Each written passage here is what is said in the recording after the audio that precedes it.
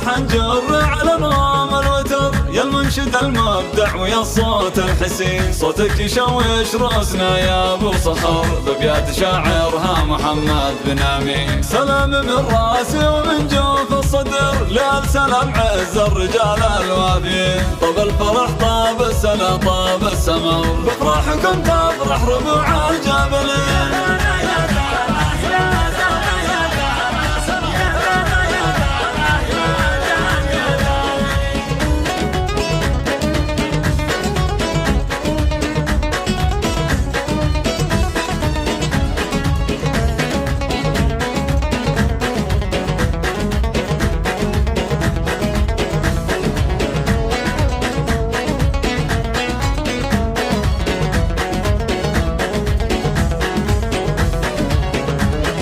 عريسنا محمد حمد فيك افتخر، يا المحزم اللي في المواقف ما يلين، انت الخوي الجيد بحزام الظهر، وانت الكفو شيخ الرجال الطيبين، يا بش مهندس انت عنوان الفخر، لك بالرجولة كل ابونا شاهدين، اي والله انك الجبل بالمختصر، شامخ ولك هبه واحلك باليمين.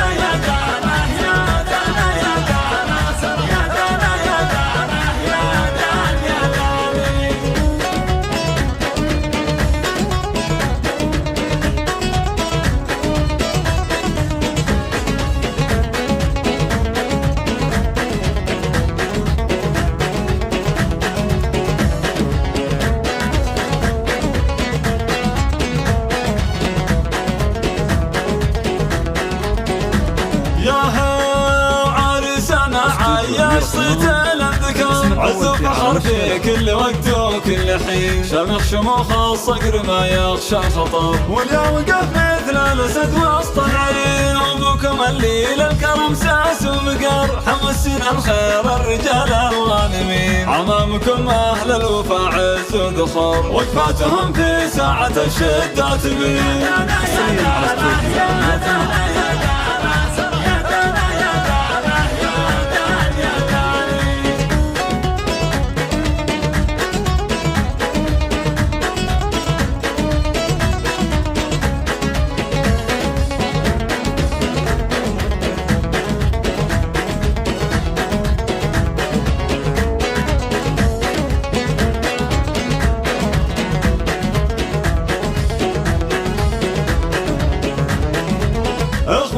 اخوانكم من عبهم ماشي قصر، كل واحد منهم كفو عزمه متين، وبت سنان معروف من ماضي الدهر، بت الكرم والجود والصيت الثمين، والسلام ساس جود ومعتبر، قبيلة بالمجد كالحصن الحصين، من قلب ابو تركي تباشير الشعر، يهديها حمزه يفرسي للغاليين.